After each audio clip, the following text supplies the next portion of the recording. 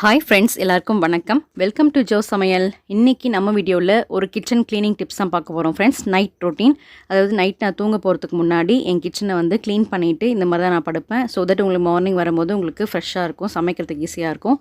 So பாருங்கள் friends, so ஃபைனலாக சாப்பிட்டதுக்கப்புறம் கிச்சன் கவுண்டர் டாப் இப்படி தான் இருக்குது. ஸோ சிங்க் ஃபுல்லாக சாமாவும் இருக்குது. ஸோ ஃபஸ்ட்டு வந்து பார்த்து தான் தேய்ச்சிட்டு அதுக்கப்புறம் தான் வந்து நெக்ஸ்ட் வேலையை கவனிக்கணும். ஸோ அதுக்கு முன்னாடி இந்த கேஸ் அடுப்பு மேலே இருக்கிற அந்த தட்டு அந்த பிளேட்டையும் நம்ம வந்து வாஷ் பண்ண போட்டுடலாம். ஸோ இந்த மாதிரி நம்ம ஒரு டைமும் பண்ணும்போது பார்த்திங்கன்னா உங்களுக்கு அந்த கேஸ் ஸ்டவ் வந்து எப்போவுமே பளபளன்னு க்ளீனாகவே இருக்கும். ஸோ அந்த தட்டு ஒரு மாதிரி லைட்டாக பிசு பிசுன்னு இருக்க மாதிரி இருக்குது. ஸோ தட் நம்ம அந்த பாத்திரத்துலேயே அதையும் போட்டு ஊற வச்சுட்டு நம்ம ஃபைனலாக ஃபஸ்ட்டு வந்து பாத்திரம் எல்லாமே தேய்ச்சி கவுத்துடலாம் மேலே. இப்போ பாத்திரம் எல்லாமே தேய்ச்சாச்சு ஃப்ரெண்ட்ஸ். இப்போ வந்து பார்த்திங்கன்னா இந்த பாத்திரம் எல்லாமே வந்து நான் கீழே கவுக்க போகிறேன். அதாவது இதுதான் ஷெல்ஃபு, கிச்சன் ஷெல்ஃப் இருக்குது. ஸோ கிச்சன் ஷெல்ஃப் பக்கத்துலேயே பார்த்திங்கன்னா இந்த மாதிரி குட்டி ஸ்பேஸ் ஒன்று இருக்கும். அதில் வந்து இந்த மாதிரி இரும்பு ஏதாவது ஒரு பொருளை இந்த மாதிரி வச்சுட்டு அது மேலே வந்து நம்ம ஒவ்வொரு பாத்திரமும் இந்த மாதிரி கவுத்து வச்சோம் அப்படின்னா மார்னிங் பார்க்கும்போது ஒரு பிட்டு கூட தண்ணி இல்லாமல் எல்லா பாத்திரமும் க்ளீனாக நல்லா காஞ்சே இருக்கும்.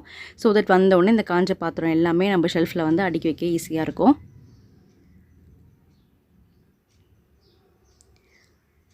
ஸோ அந்த பிளேட்ஸ்லாம் வந்து அந்த பிளேட்ஸ் ரேக்கில் நான் வந்து ஆர்கனைஸ் பண்ணி வச்சிடுறேன். ஸோ பிளேட்ஸ் எல்லாம் அந்த ரேக்கில் வச்சாச்சு, பாத்திரமும் கீழே கவுத்தாச்சு. நெக்ஸ்ட் வந்து இந்த கேஸ் அடுப்பு வந்து நான் எப்படி க்ளீன் பண்ணுறேன் பாருங்கள். இந்த மைக்ரோ ஃபைபர் கிளாத் வந்து ரொம்பவே எனக்கு யூஸ்ஃபுல்லாக இருக்குது ஃப்ரெண்ட்ஸ். இது வந்து நார்மலாக எல்லா ஷாப்பிங்லேயும் கிடைக்கும். ஸோ உங்களுக்கு கிடைக்கல அப்படின்னா ஆன்லைனில் கூட அவைலபிளாக இருக்குது, நீங்கள் வாங்கிக்கோங்க. அப்படி இல்லை நார்மல் பனியன் கிளாத் வீட்டில் இருந்தால் கூட போதும். நான் வந்து நல்லா வெட் பண்ணி, அதாவது ஈரம் பண்ணி நல்லா பிழிஞ்சிட்டு நார்மலாக வந்து நான் கேஸ் அடுப்பு நல்லா அழுத்தி இந்த மாதிரி தொடச்சிக்கிறேன்.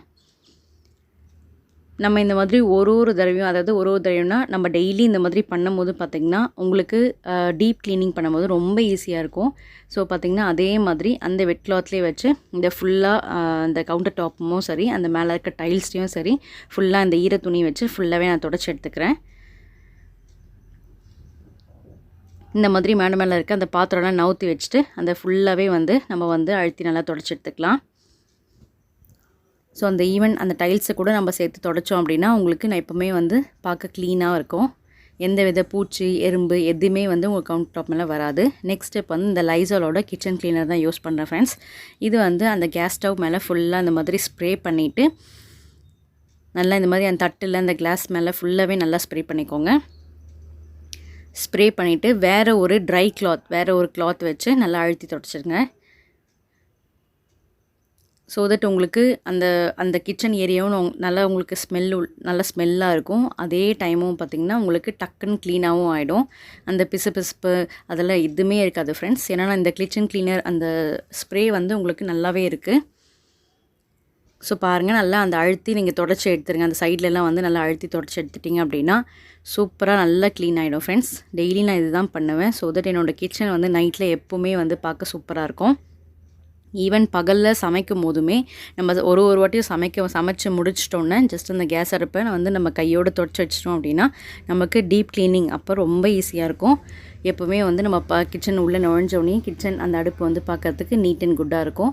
ஸோ கேஸ் அடுப்பை வந்து தொடச்சாச்சு. இப்போ சேம் ப்ரொசீஜர் இது வந்து பார்த்திங்கன்னா கிச்சன் டைல்ஸ்லேயும் சரி, கவுண்டர் டாப்லேயும் சரி ஃபுல்லாகவே ஸ்ப்ரே பண்ணிவிட்டு நல்லா அழுத்தி தொடச்சி எடுத்துக்கிறேன். ஸோ அந்த பாத்திரம்லாம் நவுத்தி வச்சுட்டு அந்த ஈவன் டைல்ஸு இந்த கீழே எல்லாமே வந்து அந்த ட்ரை கிளாத்தில் ஃபுல்லாக தொடச்சி எடுத்தாச்சு. ஸோ ஃபஸ்ட் நம்ம ஈர துணியில் தொடச்சோம். நெக்ஸ்ட் இதை ஸ்ப்ரே பண்ணிவிட்டு ட்ரை துணியில் நம்ம ஃபுல்லாக வந்து தொடச்சி எடுத்துகிட்டு போகிறோம்.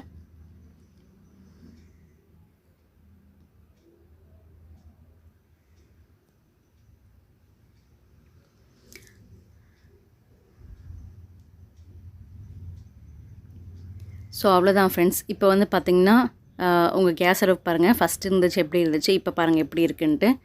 ஸோ அவ்வளோ ஒரு க்ளீன் லுக் வந்து நம்மளுக்கு கிடைக்கிது. அந்த தட்டுமே பளிச்சுன்னு இருக்கும். இந்த மாதிரி கேஸ் அடுப்பும் வந்து நல்லா பளபளன்னு நல்லா க்ளீனாக இருக்கும் பார்க்குறதுக்கு. ஸோ எப்போவுமே இந்த மெத்தடை நீங்கள் ஃபாலோ பண்ணுங்கள் ஃப்ரெண்ட்ஸ். அதே மாதிரி அந்த கிச்சன் கவுண்டர் டாப்பும் வந்து நல்லா க்ளீன் ஆகிடுச்சு. அந்த டைல்ஸுமே வந்து க்ளீனாக இருக்குது.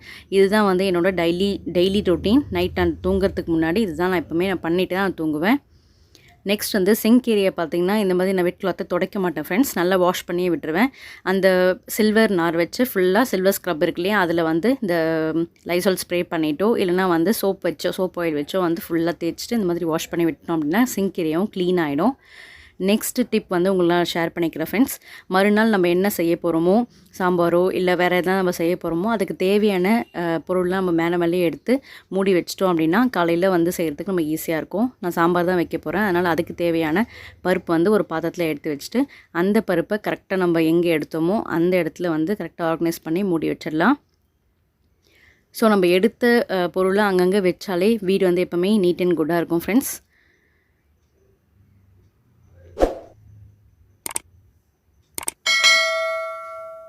ஸோ நெக்ஸ்ட் வந்து சாம்பார் வைக்கிறதுனால அதுக்கு புளி தேவைப்படும் இல்லையா, அதனால் புளியும் எடுத்து தட்டை போட்டு மூடி வச்சிடுறேன். ஸோ தட் நம்ம காலையில் வந்தோடனே இது எல்லாத்தையும் தண்ணி ஊற்றி வச்சுட்டு நெக்ஸ்ட்டு நம்ம ப்ரஷ் பண்ணிட்டு வரதுக்குள்ளே ஊறிடும், நம்ம டக்குன்னு சமைக்க ஆரம்பிச்சிடலாம்.